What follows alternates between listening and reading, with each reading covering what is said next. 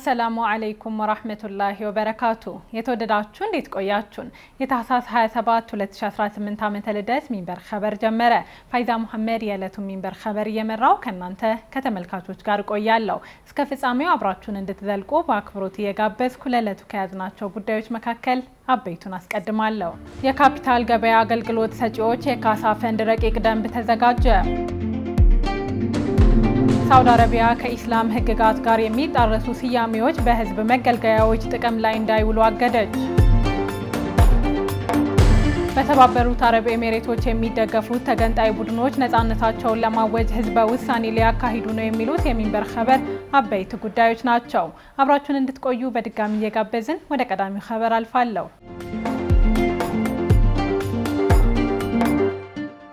የካፒታል ገበያ አገልግሎት ሰጪዎች የካሳ ፈንድ ረቂቅ ደንብ ተዘጋጀ። አሚናት መሐመድ ረቂቁን ተመልክተዋለች። የኢትዮጵያ ካፒታል ገበያ ባለስልጣን በሚኒስትሮች ምክር ቤት የሚጸድቅ የካሳ ፈንድ አስተዳደር ደንብ ረቂቅ አዘጋጅቶ ለህዝብ አስተያየት ይፋ አድርጓል። ደንቡ የተዘጋጀው በማደግ ላይ ባለው የካፒታል ገበያ ውስጥ የተአማኒነት መሰረት የሚሆንና የተሻለ የኢንቨስተሮች ጥበቃ እንዲኖር ለማድረግ ያለመ እንደሆነ ተገልጿል። ረቂቅ ደንቡ የፈንዱን አስተዳደርና የፋይናንስ ሁኔታዎች ጨምሮ የአመራር መዋቅርን፣ የገቢ ምንጮችን፣ የመዋጮ ስርዓቶችን እንዲሁም የፋይናንስ አስተዳደርና የሪፖርት አቀራረብ መስፈርቶችን የሚገልጽ ነው። ረቂቁ የካፒታል ገበያ አገልግሎት ሰጪዎች ወይም የሰነደ መዋዕለ ንዋይ ገበያዎች የውል ግዴታቸውን መወጣት ሳይችሉ ሲቀሩ የገንዘብ ጉዳት ለሚደርስባቸው ኢንቨስተሮች የካሳ ክፍያ ለመስጠት እንዲሁም በስነ ምግባር ጉድለት፣ በኪሳራ አሊያም በስራ አመራር ውድቀት ምክንያት የሚመጣን የፋይናንስ ጉዳት ለመቀነስ ይረዳል ተብሏል። በተዘጋጀው ረቂቅ ደንብ መንግስት ለፈንዱ የመነሻ ካፒታል የሚመድብ ሲሆን የገንዘብ መጠኑ አልተጠቀሰም። ሆኖም ሁሉም ፈቃድ ያላቸው የካፒታል ገበያ አገልግሎት ሰጪዎች የሰነደ መዋዕለ ንዋይ ገበያና የሰነደ መዋዕለ ንዋዮች አስቀማጭና ክፍያ አጣሪና ፈጻሚ ኩባንያዎች ባለስልጣኑ በመመሪያ በሚወስነው መሰረት የመነሻና ዓመታዊ መዋጮ ለፈንዱ መክፈል እንዳለባቸው ይደነግጋል።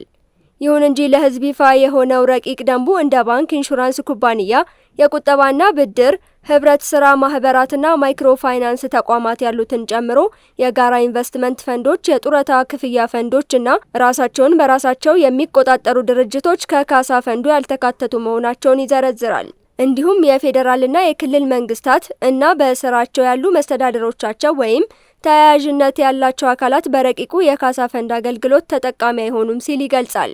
በተጨማሪም የካፒታል ገበያ አገልግሎት ሰጪዎች እንዲሁም ካሳ መክፈል ያለበት አገልግሎት ሰጪ ጋር ግንኙነት ያለው ማንኛውም ሰው፣ ኃላፊዎች፣ ኦዲተሮችና 5% ከዛ በላይ ድርሻ ያላቸውን ግለሰቦች ሶስተኛ ደረጃ ዘመዶቻቸው ድረስ ላሉት የካሳ ክፍያው አያካትታቸውም።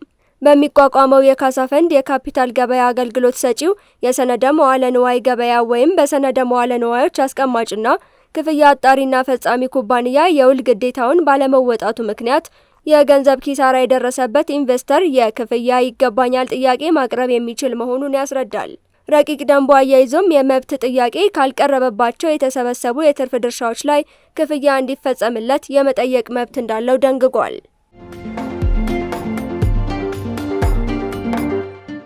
ኢትዮጵያ በዓለም ሁለተኛ የሆነውን የሰው ሰራሽ አስተውሎት ዩኒቨርሲቲ ልትገነባ መሆኑን ጠቅላይ ሚኒስትሩ ተናገሩ።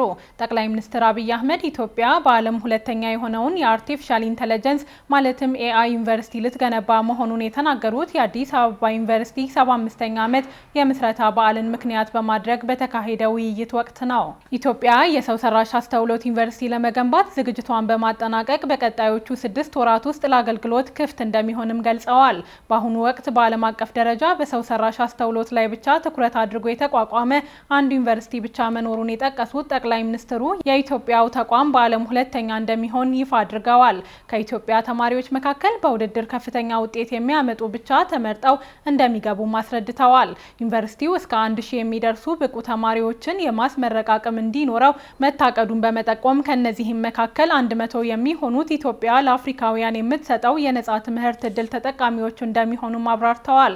እንደ ጠቅላይ ሚኒስትሩ ማብራሪያ ኢትዮጵያ ለእያንዳንዱ የአፍሪካ ሀገር የምትሰጠው የነጻ የትምህርት እድል 2 ነው። ዩኒቨርሲቲው በዋናነት በሰው ሰራሽ አስተውሎት፣ በማሽን ለርኒንግ፣ በሮቦቲክስ፣ በዴታ ማይኒንግ እና በኮምፒውቲንግ ዘርፎች ላይ ብቻ ትኩረቱን አድርጎ በተግባር የተደገፈ ትምህርት ይሰጣል ተብሏል። በዩኒቨርሲቲው የትምህርትና ምርምር ስራዎች ላይ ከሀገር ውስጥ ባለሙያዎች በተጨማሪ የዲያስፖራ አባላትና ዓለም አቀፍ ምሁራን ተሳታፊ እንደሚሆኑም ገልጸዋል። ባለስልጣኑ ህገወጥ አሰራሮችን ለመከላከል ማህበረሰቡ እንዲያግዝ ጥሪ ያቀረበ። በአዲስ አበባ ከተማ አስተዳደር የምግብና መድኃኒት ባለስልጣን በመዲናዋ በ11 ክፍለ ከተሞች በሚገኙ ቅርንጫፎች ለህብረተሰቡ የሚቀርቡ የምግብ ግብዓት ወይም አስቤዛ ምርቶች በተለይም የባልትና ምርቶች ጤናማ በሆነ መልኩ እንዲቀርቡ ለማስቻል የተጠናከረ የጤና ቁጥጥር ስራ እየሰራ እንደሚገኝ አስታውቋል። እየተሰራ ያለው የቁጥጥር ስራ የባልትና ምርቶች ማምረቻና መሸጫዎች ላይ፣ ሱፐርማርኬቶች ላይ፣ በ5 የገበያ ማዕከላትና ከ220 በላይ በሚሆኑ የሳምንቱ መጨረሻ ገበያዎች፣ በባዛር ስፍራዎች እንዲሁም በየአካባቢው በሚገኙ የጉሊት ገበያዎች ለህብረተሰቡ የሚቀርቡ ምርቶች ላይ ያተኮረ መሆኑንም ገልጸዋል። እንደ ባለስልጣኑ መረጃ እየተካሄደ ባለው የቁጥጥር ስራ ምርቶችን ለፀሐይ አጋልጦ መሸጥ፣ ገላጭ ጽሑፍ የሌላቸው ምርቶች በተለይም የባልትና ምርቶች በስፋት መሸጥ፣ በህገወጥ መልኩ ታርደውና ተበልተው የሚሸጡ የዶሮ ስጋ እንዲሁም ሌሎች ለህብረተሰቡ ጤና አስጊ የሆኑ ምርትና አገልግሎቶች ላይ ነው። በመሆኑም በየአካባቢው የሚስተዋሉ ህገወጥ አሰራሮችን ለመከላከል ባለስልጣኑ ከሚያደርገው የቁጥጥር ስራ በተጨማሪ ህብረተሰቡ የበኩሉን የቁጥጥር አጋዥ እንዲሆን አሳስቧል። ተጠቃሚው ማህበረሰብ በከተማዋ በህገወጥ መልኩ የሚፈጸሙትን ተግባራት ለአዲስ አበባ ምግብና መድኃኒት ባለስልጣን ባዘጋጃቸው አማራጮች ጥቆማ እንዲያደርስ ጠይቋል። በተጨማሪም ህብረተሰቡ በየአካባቢው ንጽህና በጎደለውና ጤናማነታቸው ያልተረጋገጡ ዶሮዎችንና ስጋ ምርቶችን በማረድ የሚያቀርቡ ግለሰቦችን ለጸጥታ አካላት መጠቆም እንዲሁም የአምራች ስምና የተመረተበት ጊዜ ገላጭ ጽሑፍ የሌላቸው የባልትና ምርቶችን ባለመግዛት ጤናውን እንዲጠብቅ ባለስልጣኑ አሳስበዋል። ቀጥለናል። በተማሪዎችና ወጣቶች ዙሪያ የሚንቀሳቀሰው ሙስሊም ተማሪዎች ሊግ ከቱርኩ ሃይራት ፋውንዴሽን ጋር በመተባበር ያዘጋጀው የመጽሐፍ ዳሰሳ የመዝጊያ መርሃ ግብር እሁድ ታህሳስ 26 2018 ተካሂዷል። በአዲስ አበባ ከተማ በዋሊያ መጽሐፍት በተከናወነው ዳሰሳ የተመረጠው ሊንኪንግ ስሩ ዘ አፕል የተሰኘው በዶክተር ሚዝራ አይሃን የተዘጋጀ መጽሐፍ ነው። ስለ ውድድሩ የተናገሩት የሙስሊም ተማሪዎች ሊግ ቦርድ ሰብሳቢ ኡስታዝ አብዱል መጂድ ጀማል ንባብ በእስልምና ያለውን ጉልህ ስፍራ በማስታወስ ውድድሩ የተዘጋጀው በዚሁ መነሻ መሆኑን ገልጸዋል። ከተወዳዳሪዎች መካከል በውድድሩ አንደኛ የወጣው ኢስማኤል ሙዘሚል ሲሆን ሁለተኛ ያስሚን ጀማል፣ መሐመድ ሁጅራ ደግሞ ሶስተኛ ሆኖ አጠናቋል። በውድድሩ ለመሳተፍ በበይነ መረብ ከተመዘገቡት መካከል ውድድሩን ከአንደኛ እስከ 15ኛ ደረጃ በመውጣት ላጠናቀቁ ተወዳዳሪዎች ላፕቶፕን ጨምሮ ሽልማት ተበርክቶላቸዋል። ሶስተኛ መሐመድ ሁጅራ ይባላል። 39 ነው ያመጣው 13 ደቂቃ 25 ሰከንድ መሐመድ ሁጅራ።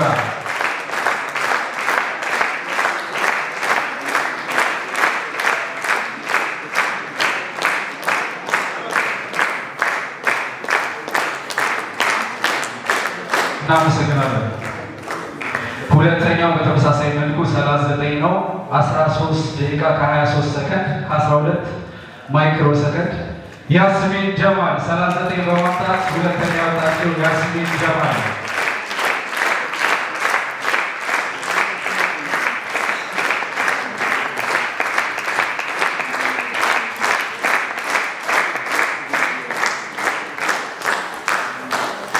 አንደኛ የወጣው በተመሳሳይ 39 ያመጣው 13 ደቂቃ ከ19 ሰከንድ ከ12 ማይክሮ ሰከንድ።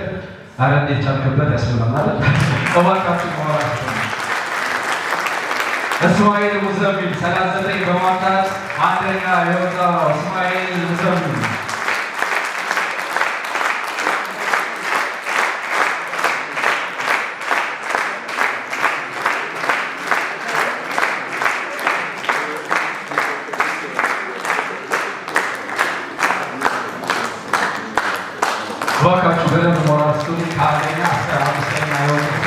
ሙስሊም ተማሪዎች ሊግ በሚንበር መልቲሚዲያ ፕሮዳክሽን ስር በሚተዳደረው ሚንበር ቲቪ ለተማሪዎችና ወጣቶች የሚሰናዱ ዝግጅቶችን ሲያቀርብ የቆየ መሆኑ የሚታወቅ ነው።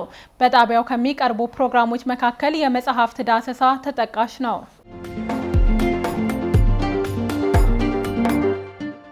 አንበሳ ኢንሹራንስ ኩባንያ ከወለድ ነጻ ኢንሹራንስ አገልግሎት ሊጀምር ነው። አንበሳ ኢንሹራንስ ኩባንያ ከወለድ ነጻ ኢንሹራንስ ወይም የተካፉል ኢንሹራንስ አገልግሎት ለመጀመር ለኢትዮጵያ ብሔራዊ ባንክ ያቀረበው ጥያቄ አዎንታዊ ምላሽ ማግኘቱን አስታውቋል። ባንኩ ይህን ያስታወቀው በአዲስ አበባ ባካሄደው 18ኛ የባለ አክሲዮኖች መደበኛ ጉባኤ ላይ ነው። በዚህም መሰረት በቀጣይ ሳምንታት በተካፉል ኢንሹራንስ ዘርፍ ለሚጠቀሙ ደንበኞቹ አገልግሎቱን መስጠት ይጀምራል ተብሏል። በኢስላማዊ አስተምህሮ ላይ የተመሰረተው የተካፉል አገልግሎት የመድን ሽፋን የሚሳተፉ ደንበኞች ከወለድ ነጻ በሆነ መንገድ ለሚያዋጡት ገንዘብ ከመድን ሽፋኑ የሚያገኙትን ትርፍና ከካሳ ክፍያ ቀሪ የሆነውን ገንዘብ ደንበኞች ባዋጡት የገንዘብ መጠን ልክ የሚከፋፈሉት የመድን አገልግሎት አይነት ነው። በኢትዮጵያ የሸሪዓ ሕግን መሰረት ያደረገው ከወለድ ነጻ የመድን አገልግሎት ለመስጠት የሚያስችለው መመሪያ ሲወጣ የተካፉል የመድን ሽፋን ለመስጠት ቀድሞ ወደ ስራ የገባው ግሎባል ኢንሹራንስ ነው። በሀገሪቱ እስካሁን ድረስ ሙሉ ለሙሉ ከወለድ ነጻ የኢንሹራንስ አገልግሎት ሰጪ ስራ ለመጀመር እንቅስቃሴ እያደረገ እንደሚገኝ ቢገለጽም ወደ ስራ አልገባም። በኢትዮጵያ ስራ ለመጀመር በእንቅስቃሴ ላይ እንደሚገኝ የተነገረው 83 ባለድርሻዎችን ያቀፈው አማና ኢንሹራንስ የተሰኘ ኩባንያ ነው። ከባለድርሻዎቹ መካከል በኢትዮጵያ ሙሉ ለሙሉ ከወለድ ነጻ የባንክ አገልግሎት ከሚሰጡ 4 ባንኮች ውስጥ 3ቱ ይገኙበታል። እነዚህ ባንኮች ሂጅራ፣ ራሚስና ሸበሌ ሲሆኑ ያላቸው የድርሻ መጠን 5% ነው። በመስራቾቹ መረጃ መሰረት የአማና ኢንሹራንስ የመጀመሪያ የተከፈለ የካፒታል መጠን 260.4 ሚሊዮን ብር ነው። ይህ መጠን የኢትዮጵያ ብሔራዊ ባንክ ከቅርብ ጊዜ ወዲህ ያስቀመጠው ዝቅተኛው የ400 ሚሊዮን ብር መስፈርት ላይ ባይደርስም ካፒታሉ የተሰበሰበው ከአዲሱ ደንብ በፊት በመሆኑ ኩባንያው መስፈርቱን ለማሟላት ከ2 እስከ 3 ዓመት ጊዜ እንዳለው ተገልጾ ነበር። አዲስ መጪው አማና ኢንሹራንስ የሚመራው በዘርፉ ለረጅም ጊዜ ልምድ ባላቸው የቀድሞ የሱዳን ዩናይትድ ኢንሹራንስ ዋና ስራ አስፈጻሚ በሱዳናዊው ዙሃይር ሐሰን ነው።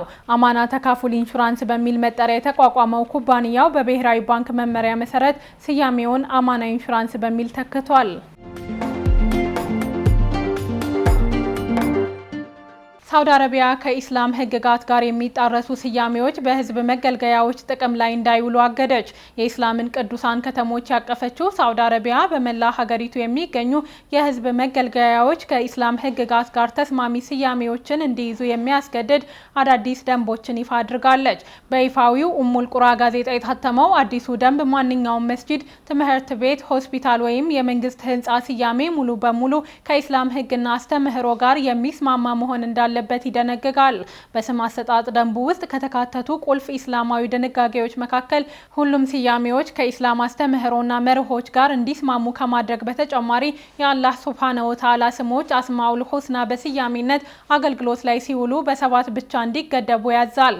ጥቅም ላይ እንዲውሉ የተፈቀዱት አሰላም ማለትም የሰላም ምንጭ፣ አልዓድል ማለትም ፍትህ ራሱ፣ አልአወል ማለትም የመጀመሪያው፣ አኑር ማለትም ብርሃን፣ አልሐቅ እውነታው፣ አሸሂድ መስካሪው ከእርሱ ምንም የማይ ሰወርና አልመሊክ ንጉስ ለዋላዊ ጌታ ፍጹም ግዛት ያለው ግዛቱም ከማንኛውም ጉድለት የጸዳ የሆነ የሚሉት ብቻ ናቸው። ከአላህ ሱብሃነሁ ወተዓላ ስሞች በተጨማሪ የንጉሳዊና የአመራር ስሞችን በሚመለከት የሀገሪቱ ንጉስ ቀጥተኛ ፍቃድ ካልተሰጠ በስተቀር ተቋማት በነገስታት ዘውድ ላይ በተቀመጡ ልዑላን ወይም በውጭ ሀገሮች መሪዎች ስም ሊጠሩ እንደማይችል ክልከላ ተቀምጧል።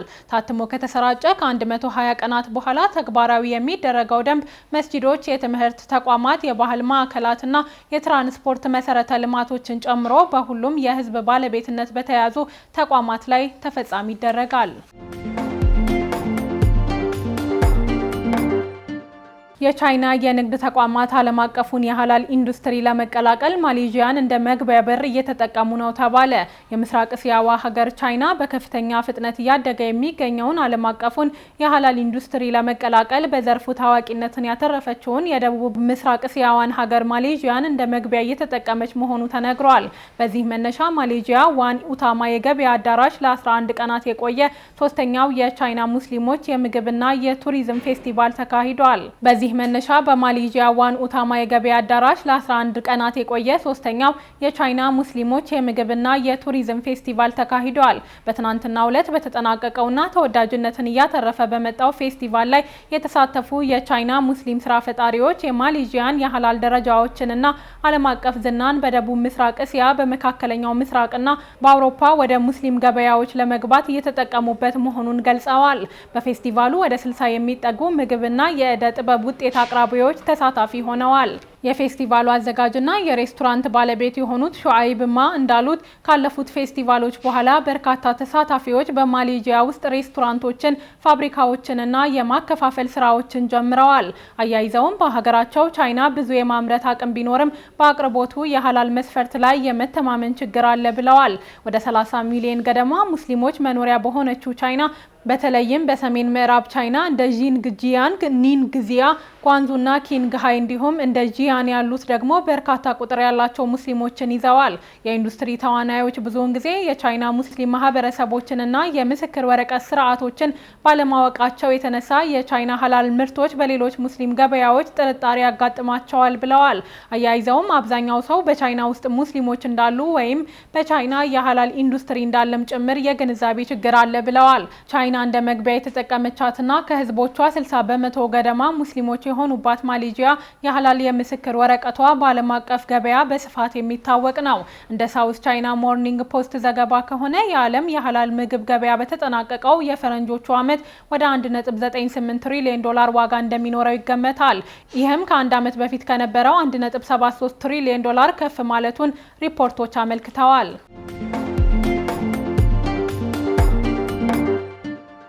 የተወደዳችሁ አሁንም የተከታተላችሁ የምትገኙት ሚንበር ኸበርን ነው። አብራችሁን ስላላችሁ ደስ ይለናል። ለሚንበር ኸበር ጥቆማ ወይም ማስተያየት ካላችሁ በአጭር የስልክ ቁጥር 9282 ላይ ብትልኩልን አጣርተን መልሰን ለእናንተው እናቀርባለን። የሚቀናችሁ ማህበራዊ ሚዲያ ከሆነ በሁሉም አማራጮች @ሚንበር ቲቪ ብላችሁ ብትፈልጉን ታገኙናላችሁ። ድረገጻችንን www.minbertv.com ብትጎበኙ ደግሞ አዳዲስ መረጃ ታገኛላችሁ። አሁን ደግሞ የዕለቱን አብይ ጉዳይ እናስታውሳችሁና እንመለስ።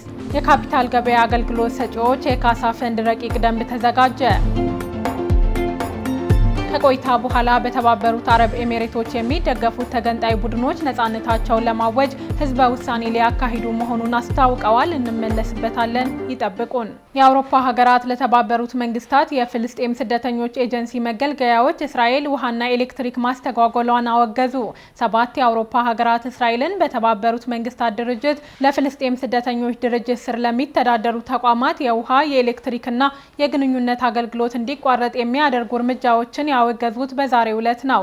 አይስላንድ፣ አየርላንድ፣ ሉክሰምበርግ፣ ማልታ፣ ኖርዌይ፣ ስሎቬኒያ እና ስፔን ባወጡት የጋራ መግለጫ እንደዚህ አይነት ድርጊቶች የተባበሩት መንግስታት አዋጅን የሚሸረሽሩ ዓለም አቀፍ ህግን የሚጥሱ የዓለም አቀፉ የፍትህ ፍርድ ቤት ያወጣውን ውሳኔ የሚጻረሩ ናቸው ብለዋል።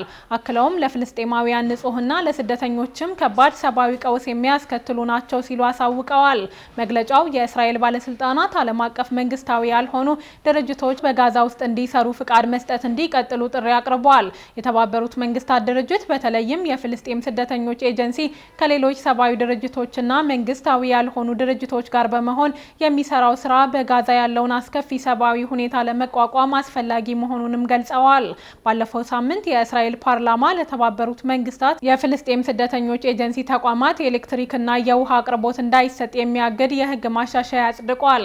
የዩናይትድ ስቴትስ ፕሬዝዳንት ዶናልድ ትራምፕ በመስከረም ወር በጋዛ የሚደረገውን ጦርነት ለማቆም ባለ 20 ነጥብ እቅድ ይፋ ማድረጋቸው ይታወሳል። ስምምነቱ የመጀመሪያ ምዕራፍ ከጥቅምት አንስቶ ተፈጻሚነት ቢኖረውም እስራኤል አንዳንድ ድንጋጌዎቹን መጣሷን የቀጠለች ሲሆን ወደ ሁለተኛው ምዕራፍ ለመሸጋገርም ዘግይታለች ሲል ሚድል ኢስት ሞኒተር ዘግቧል።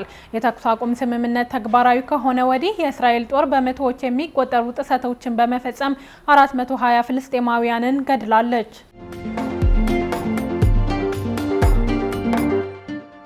በተባበሩት አረብ ኤሚሬቶች የሚደገፉ ተገንጣይ ቡድኖች ነፃነታቸውን ለማወጅ ህዝበ ውሳኔ ሊያካሂዱ ነው። በዩናይትድ አረብ ኤሚሬትስ የሚደገፉት የደቡብ የሽግግር ምክር ቤት በመባል የሚጠሩት የየመን ተገንጣይ ቡድኖች ህዝበ ውሳኔ እንደሚያካሂዱ ያስታወቁት ከሳውዲ አረቢያና የመን አጋሮቿ ጋር ከባድ ጦርነት ከገጠሙ በኋላ ነው።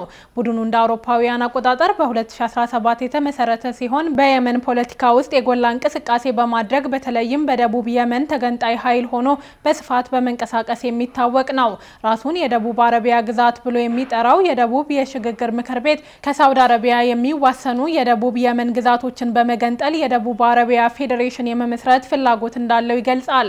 ባለፉት ሳምንታት ተዋጊ ኃይሎቹ በየመን ደቡባዊ ክፍል ሰፊ ቦታዎችን ከተቆጣጠሩ በኋላ ነፃ መንግስት ለመመስረት ህዝበ ውሳኔ ማካሄድን ጨምሮ የ2 ዓመት የሽግግር ጊዜ እንደሚጀምር አስታውቋል። የደቡባዊ ሽግግር ምክር ቤት ፕሬዝዳንት አይዳሮስ አልዙበይድ በቴሌቪዥን በተላለፈ ንግግራቸው 2 ዓመት የሚያስፈልገው የሽግግር ምዕራፍ መጀመራችንን እናበስራለን ሲሉ አውጀዋል። ከዚህ በተጨማሪም ዓለም አቀፉ ማህበረሰብ በደቡብና ሰሜን የመን ከሚመለከታቸው አካላት ጋር ውይይት እንዲያደርግ ግብዣ ማቅረባቸውን ገልጸዋል። ይሁን እንጂ ምንም አይነት ውይይት ካልተደረገና ደቡባዊ የመን እንደገና ጥቃት የሚደርስበት ከሆነ ቡድኑ ወዲያውኑ ነፃነቱን ያውጃል ሲሉ አስጠንቅቀዋል። ከአልጀዚራ ሙባሸር ጋር ቆይታ ያደረጉት ቃል አቀባዩ አንዋር አተሚም በበኩላቸው ህዝበ ውሳኔ ለማካሄድ የተወሰደው እርምጃ ከዓለም አቀፍ ህግ ጋር የሚጣጣም ነው ብለዋል። ቃል አቀባዩ ይህም ቢሉም በመንግስት የሚተዳደረው የየመን ቴሌቪዥን እንደዘገበው በዩናይትድ አረብ ኤሚሬትስ የሚደገፈው የደቡብ የሽግግር ምክር ቤት ተዋጊዎች እሁድ ዕለት በምስራቅ የመን ሀድረመውት አውራጃ ከሚገኘው ሙካላ ከተማ ወደ ኋላ ፈግፍገዋል። ሙካላ በሀድረመውት አስተዳደር ውስጥ በጣም አስፈላጊ ከተማ የምትባል ነች። በአካባቢው የነዳጅ ወደብና ዓለም አቀፍ አውሮፕላን ማረፊያ ይገኛል። በአካባቢው ውጥረት የሰፈነው ሳውዲ አረቢያ ባለፈው ሳምንት መጀመሪያ ላይ በደቡብ ምስራቅ የመን በሚገኘው በደቡባዊው የሽግግር ምክር ቤት ይዞታ ላይ የአየር ድብደባ ከፈጸመች በኋላ ነው። በዚህ ድብደባ ለደቡብ የመን ተገንጣይ ኃይሎች ሲጓጓዙ ነበሩ የተባሉ የተባበሩት አረብ ኤሚሬቶች ንብረት የሆኑ የጦር መሳሪያ የጫኑ 2 መርከቦች በሙካላ ወደብ ኢላማ ተደርገዋል። ይህ ጥቃት ሪያድና አቡዳቢን ከዚህ ቀደም በአደባባይ ታይቶ የማይታወቅ ነው የተባለ ዲፕሎማሲያዊ ፍጥጫ ውስጥ ከቷቸዋል።